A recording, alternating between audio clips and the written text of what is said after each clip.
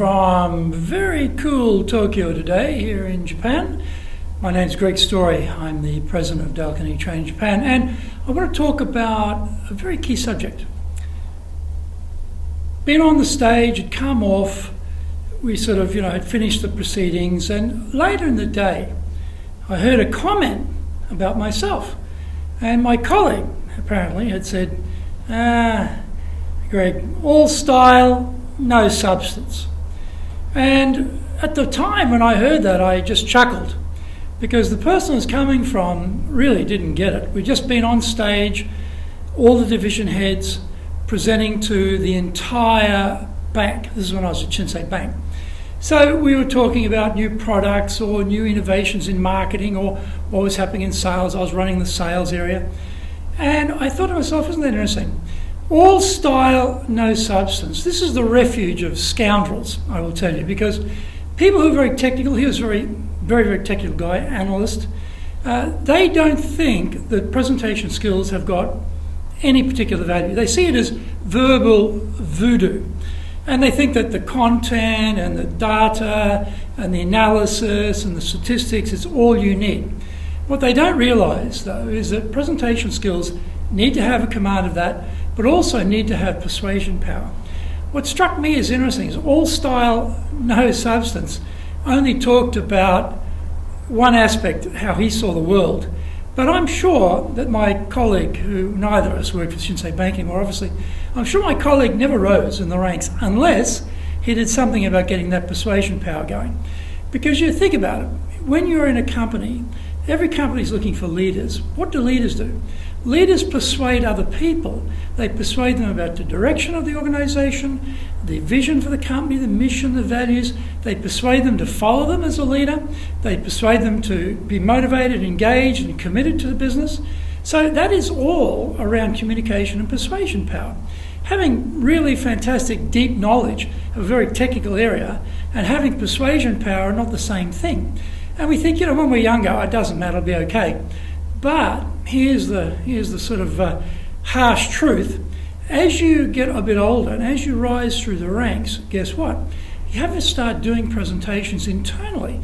What's happening with your division, or what's happening with your section, or what's happening with this project. Somewhere along the line you have to present to your colleagues and then present to the big bosses as well. This is when the rubber meets the road, and when the big bosses are looking at the team and they see someone who's very, very smart but they can't communicate, they're very, very capable but they can't persuade people, well, guess what? They skip over them and they say, okay, they're just a technician, they'll stay where they are. We'll give the leadership job to this person over here who's very capable around the technical aspect but is also very persuasive and is a great leader because they can communicate well. So how do we become better at communicating? It will come. Unless you want to stay at a very low level in your career, if you're watching this and you want to be mediocre and stay at a low level and be very technical in your job for the rest of your life, great, go for it. If that makes you happy, good. But for others who realise at some point in time others are being promoted around them, and you don't feel that's quite correct, I'm better than them, why are they getting promoted, why am I not getting promoted? It may be because of this ability to persuade other people through presentation skills. So a simple way, how do we get better? Well, it's basically knowledge and practice. Knowledge and practice, that's all it is. Where do you get the knowledge from? Well, here's the good news. There are 116, and tomorrow there'll be, today it's 117, Tuesday, tomorrow. Tomorrow it'll be 117 podcasts precisely on presenting in Japan. So there you've got 117 free, by the way. Did I say free? We all like free.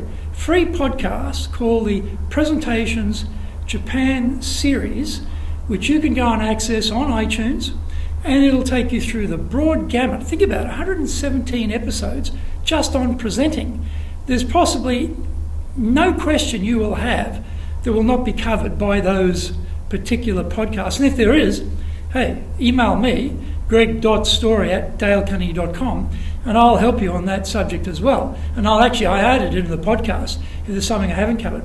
But we go through the works, we go through the planning, the design, the delivery, the mental mindset, how to deal with nerves, all the little tics and habits you may have that you need to sort of nullify or get rid of to become a smoother presenter. And it's really about being persuasive. It's not being, someone who's just all fluff and no substance, as I was accused of being. It's about, yes, you have knowledge of your business, but you also have a way of portraying that and representing your section or yourself in a way that people go, very, very professional. I believe what that person says. Oh, that was very credible. Oh, I didn't know that. Oh, look at that. That's very interesting. So, when we're out there, it doesn't matter. We're inside the company or outside the company. The moment you have to get up and present on anything, that's your personal brand. Definitely your personal brand. And that is such a valuable asset. We want to build that personal brand. We don't want to see it go down. And if you get into the public arena, and trust me, as you go up through the ranks, you will be in the public arena representing your company, representing your industry. Then this is not only your personal brand, it's the professional brand and then your company brand. So these are things that we can't, allow to be combusted and blow ourselves up just by lack of ability and lack of knowledge. Well, first thing, get the knowledge and then do the practice. As I often say in my podcast, it's the delivery requires practice. It doesn't matter how much clever knowledge you have. If you can't present that in a way that your audience can absorb it, then it's not going to be effective. We know that when what you say and how you say it are not congruent, 93% of the message is lost. Think about that. You think, I've got all this terrific data, these statistics, I've got evidence, I've got testimonial, I've got expert authority, blah, blah, blah. And yet 93% of that is just not getting through. Maybe that study was done in the 60s. It's probably even less than that today, because I'm shooting this on a phone, obviously, and this is the problem. We've all got our phones with us. When we're in the meetings, what are people doing? If they get bored or they don't feel this is engaging, boom, they've gone. They've gone straight to the internet to escape, doing their email, looking at their social media, anything but listen to you. And they're doing it surreptitiously under the table too. And so, we talk about the age of disruption. As far as public speaking goes, this is the age of distraction. Too many things for people to get focused on apart from the speaker, and that's within your company and outside your company. Trust me, it's both. So we have to have those skills to engage people. We've got to know how to start a presentation, to grab attention. That's very, very critical. If you lose their interest in the first 30 seconds, boom, out comes the phone under the desk and away they go. So how do we open? How do we grab attention? And then how do we keep the rhythm through the talk to keep that attention on the way through? And then how do we wrap it up? And then how do we go to Q&A, deal with any difficult questions? And then how do we wrap it up a second time so that our words are the last things ringing in the ears of people? All of these things are knowable. Where do we stand? How do we breathe? What do we do with our hands? Where do we look?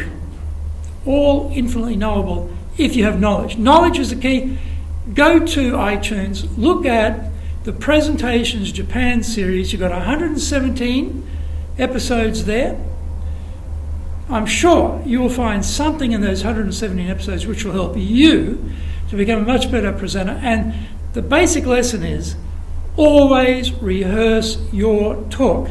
No matter what else you do, if you just do that one thing, instead of mucking around with a slide deck and shall I have 2 graphs here or 1 graph there, or can I get some more text in there and just kill everybody in my audience?